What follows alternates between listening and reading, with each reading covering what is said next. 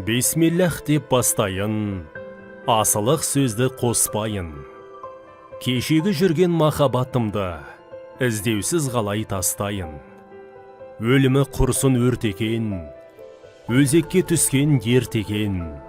71 жасқа келгенде аламын деген серт екен.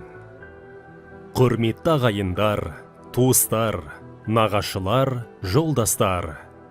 Сіздерді ардақты әкеміздің Садықов Махаббат Қажы Мотигуллаұлының жылдық асына шақырамыз.